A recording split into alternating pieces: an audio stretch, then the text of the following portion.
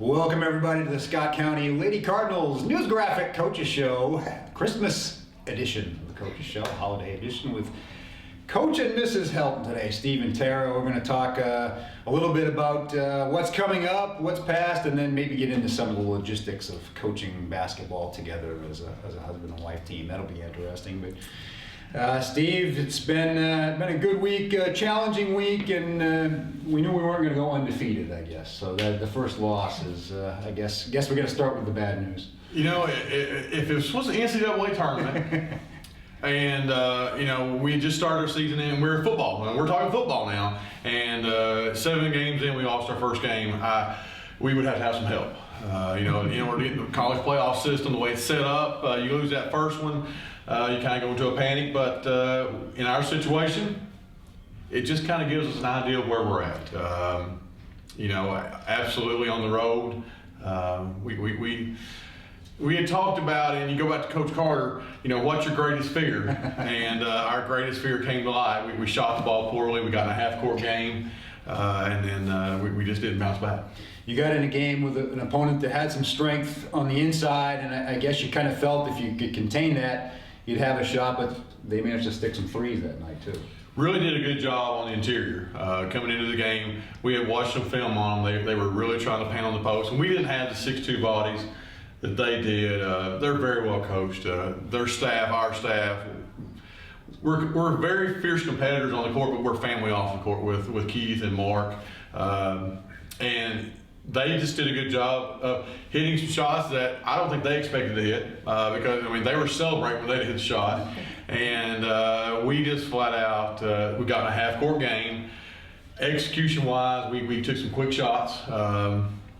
Just never got in flow. We were never in rhythm, and we're a running team. And a running team, I really think when you get thrown out of rhythm, we were thrown out of rhythm the first 2 minutes of the game. We were out of rhythm.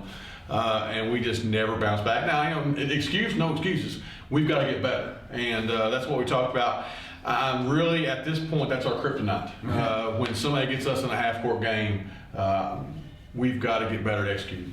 Yeah, if somebody had told me, having watched the first 6 games, if somebody had told me you'd only have 54 points, I would thought you'd probably be in trouble just because of the pace of how you like to play. Is that pace always been, he and I talk a lot about that, and just, is that just a product of what you see athletically with this team out there?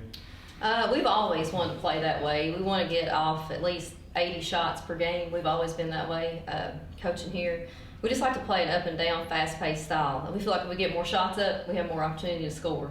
And a lot of times, most of the time we press, and we try to press the opponent into turnover so we can get some quick scores on the other end. And it's just more fun as a coach and more fun, obviously, as a player to play that way.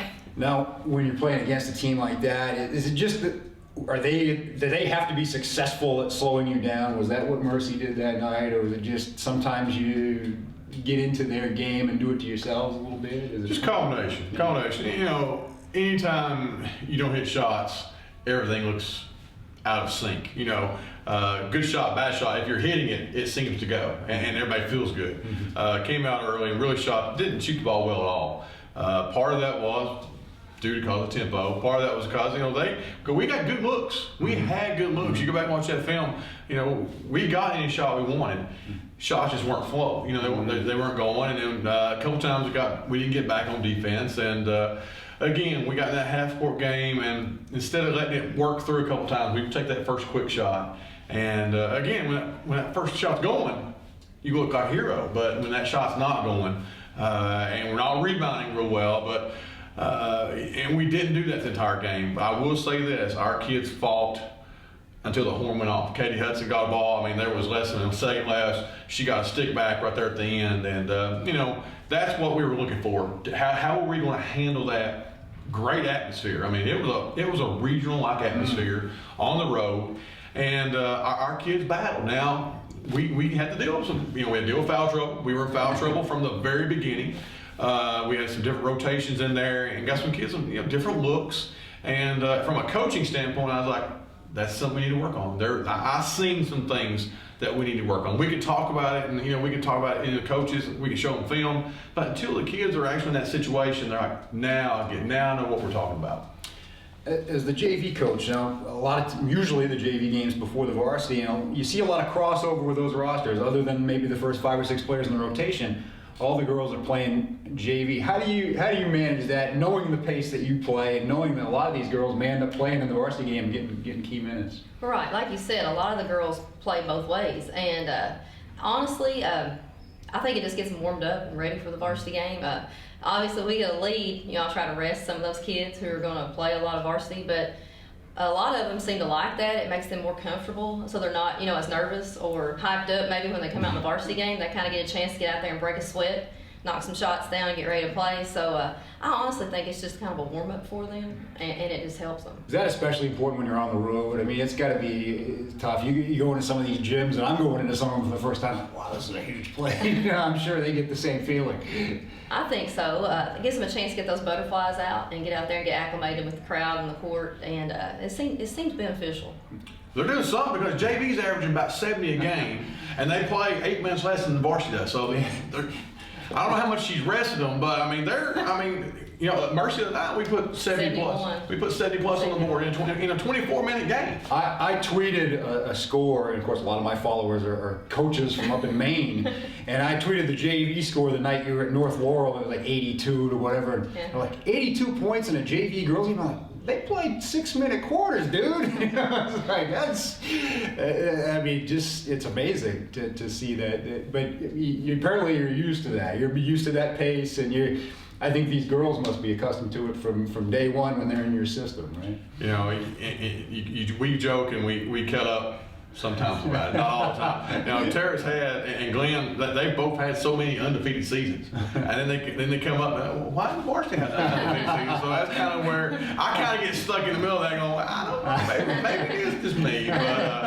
But Glenn, Tara, they do an incredible job getting these kids ready for that varsity level. They play a very competitive schedule. They go at it. Our practices are competitive. Glenn, Tara, we're very competitive people, and we want to win. And you come to that freshman game, we're coaching these kids to get ready for the JV varsity.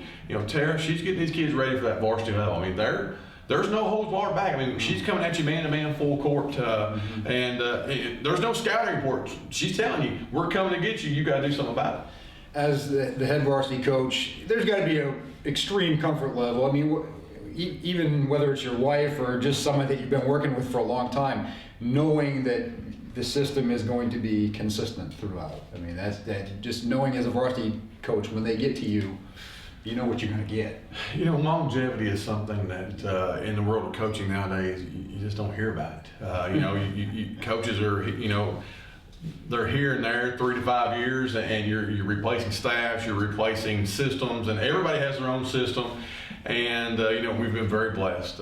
Tara, this is her 20th year as a JV coach, and I was with the boys for 3 years before the discussion came up for us to coach together. And at the time, it was like, I don't know if this is going to work.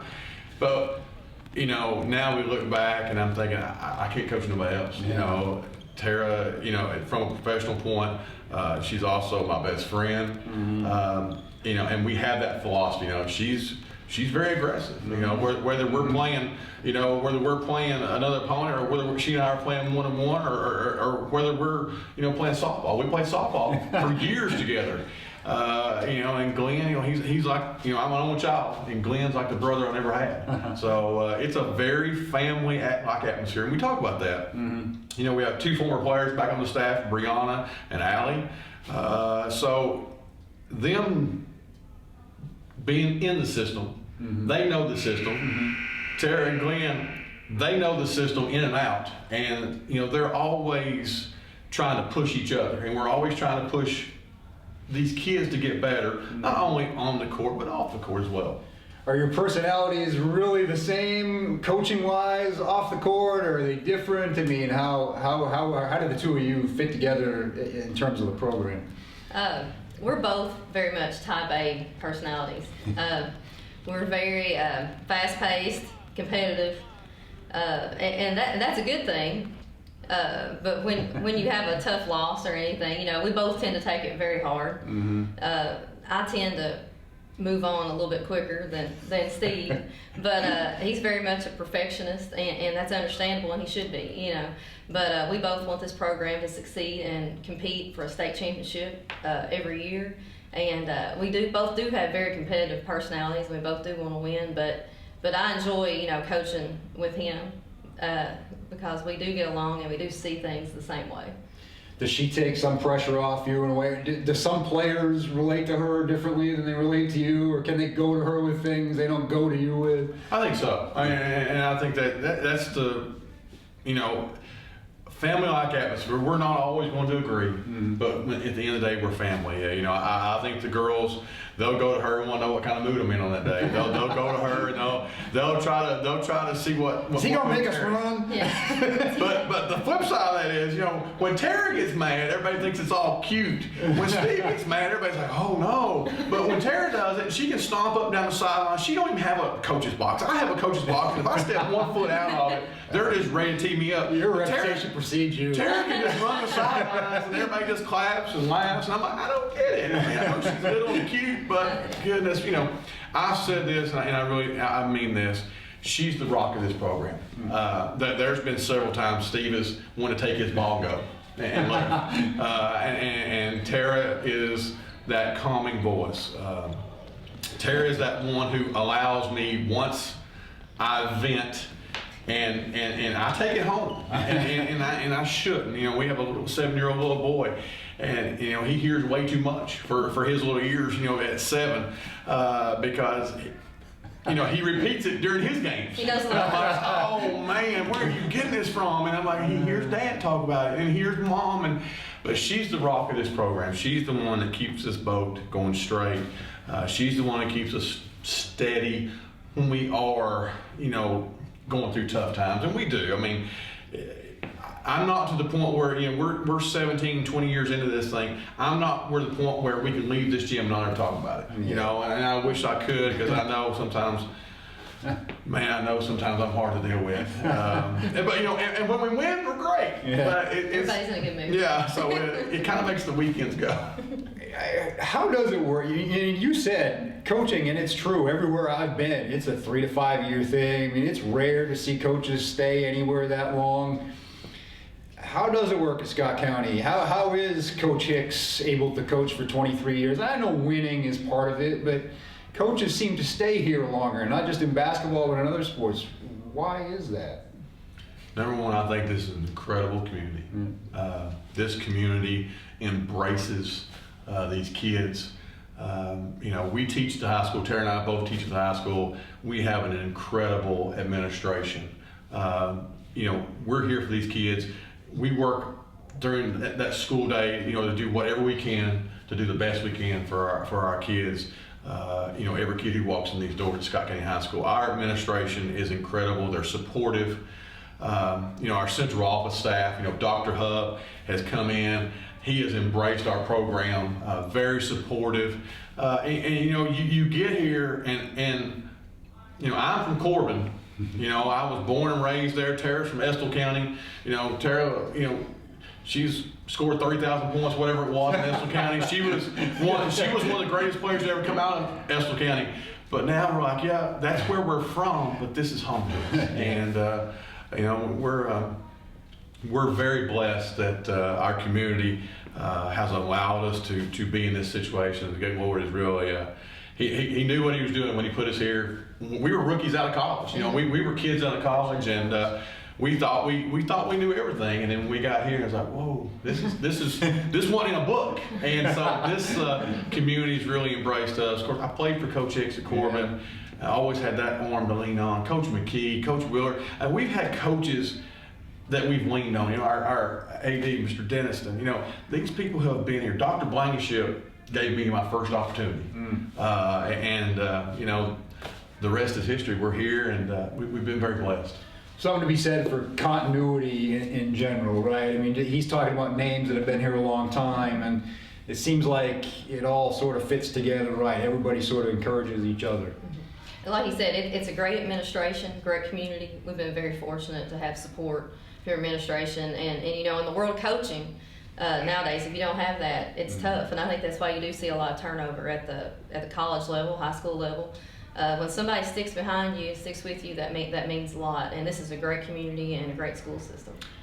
Talking about being at home, and now let's shift gears for a minute and talk about a trip kind of far from home, getting on a bus and going to Texas next week. Tell us a little bit about that. I saw just before we went on started taping the show here, the bracket for that tournament, some of the teams in it, tremendous. To be the best, you got to play the best. Yeah, you're going to play the best. So sometimes you have to travel a little ways to do that. But we're excited. It's a great opportunity for the kids to be outside of our home gym. To be outside the bells as they go off. We're going down there to play basketball. And kid you not, that's our bottom line. But we're also going down there to allow some of these kids who've never been to Texas to see what else is out there, to see more opportunities, to see how other states play, to see to see a different setting. There's a group of our bus when we leave out here Tuesday morning, gonna be about 40 people on that bus. We're bringing another 20 to 25 in cars. So we've got a really exciting group. We've never been to Texas.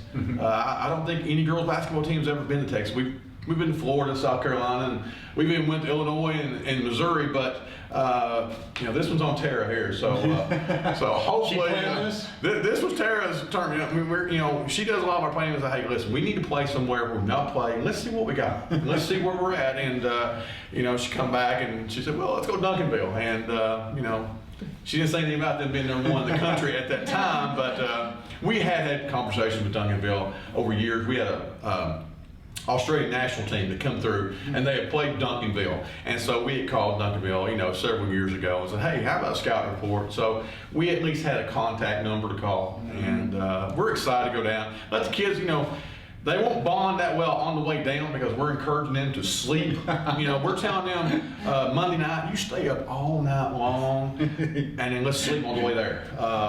Once we get down there, we're trying to plan some things out around basketball so they get to, be off the court together and hopefully create memories.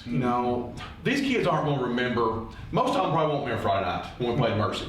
Most of them won't remember, our third game of the season.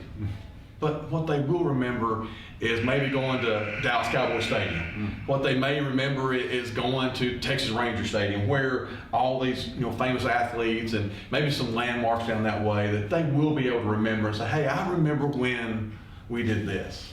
When players come back, is that what they tell you about these? They remember these trips more than anything? They really do. They'll say, hey, do you remember that time we did this in our room, or we were laughing and talking about this, and just teasing each other.